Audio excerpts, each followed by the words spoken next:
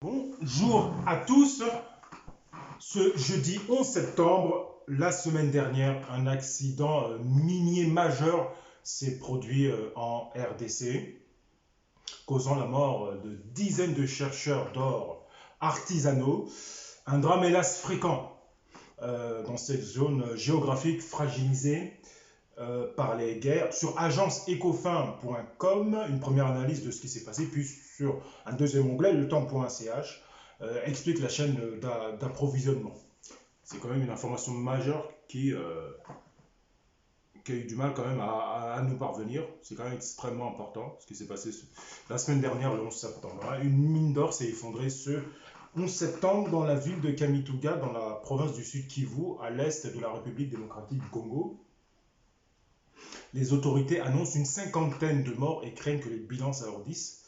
Le gouverneur de la province du Sud Kivu, Théo Ngwabidje Kassi, a annoncé l'effondrement d'une mine d'or artisanale dans la ville de Kamituga le vendredi 11 septembre. Au moins 50 personnes, des jeunes en majorité, ont trouvé la mort. L'effondrement a été causé par un affaissement du sol engendré par de fortes pluies.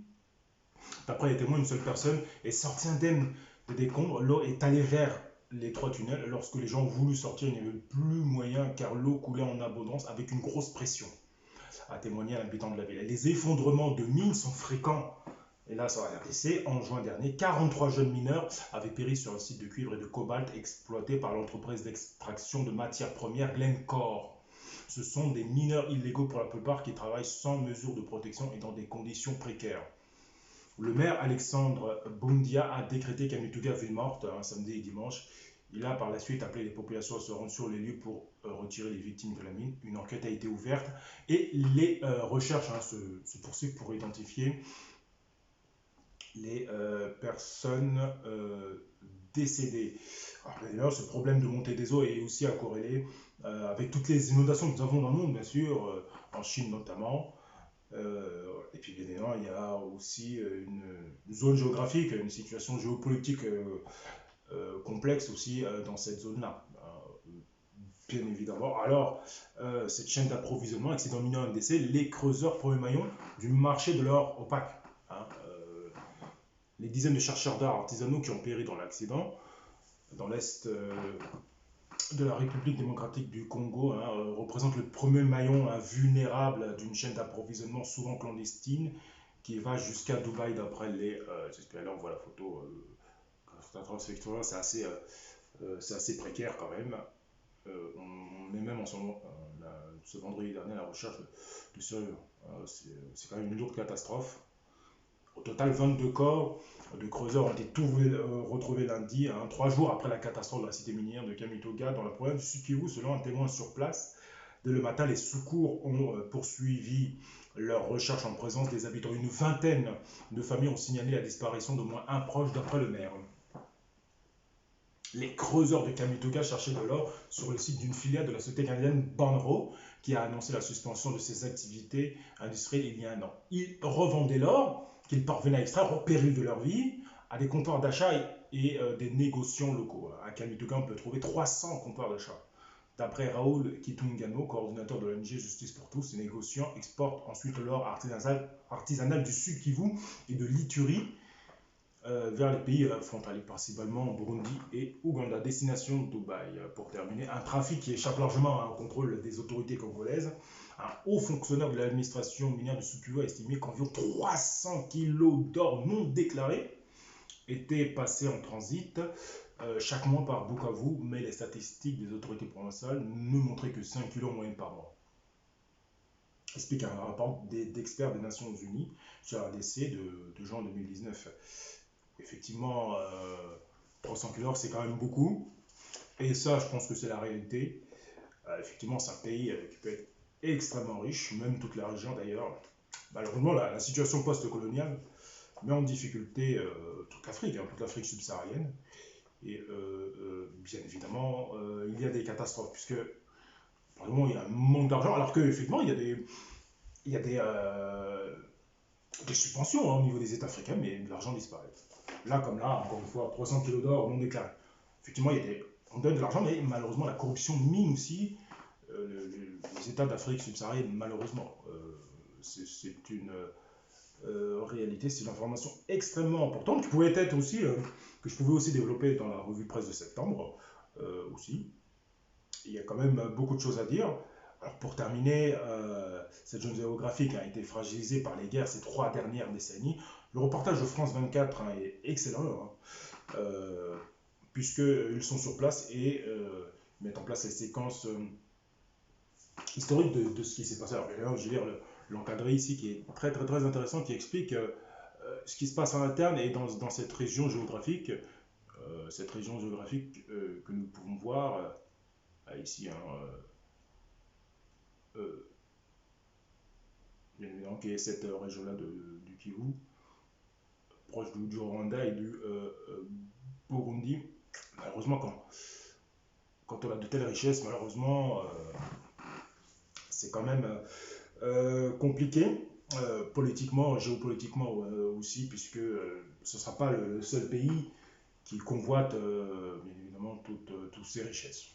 Ah, c'est quand même une réalité. La première guerre du Congo débute en 1996. Le Rwanda voisin veut faire chuter le président Mobutu. Il lui reproche d'avoir accueilli 2 ans plus tôt les génocidaires Hutus qui ont fui leur pays après avoir tué 800 000 Tutsis en 3 mois.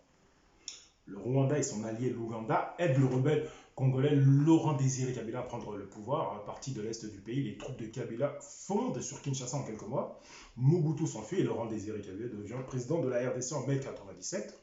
Les génocidaires Hutus sont ciblés et tués, mais pas seulement. Selon les rapports du projet Mapping établi par les Nations Unies, des civils Hutus, femmes, enfants, vieillards sont également visés. Pour les auteurs de ce rapport, il existe plusieurs éléments accablants qui, s'ils sont prouvés devant un tribunal compétent, pourraient être qualifiés de crimes génocides, des accusations que le Rwanda et son homme fort Paul Kagame ont toujours fermement rejetées. Pour terminer, la deuxième guerre du Congo commence en 1998.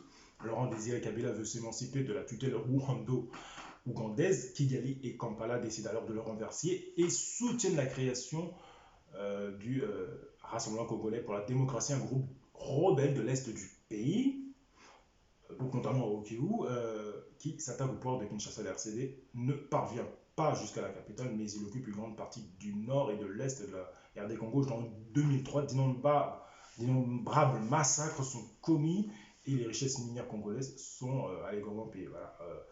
Donc on est toujours dans ce raisonnement, parce qu'effectivement, quand on a des effondrements de mines, oui, bien sûr, il y a la pluie, il y a de l'instabilité, mais c'est un ensemble. La situation planétaire, bien évidemment, dont je parle dans mes vidéos, et une situation géopolitique de stress, de pillage, alors que là, ce sont des jeunes, malheureusement, des jeunes chercheurs d'or artisanaux, malheureusement, qui mettent en péril leur vie, parce que, malheureusement, la structure sociétale est compliquée, donc effectivement, c'est très, très, très difficile comme situation. Alors, bien sûr, c'est la fin de la vidéo, bien sûr. Je reste vigilant parce qu'il se passe beaucoup de choses en ce moment, des effondrements, malheureusement, dus à la pluie, dus aux montées des eaux, un peu partout dans le monde.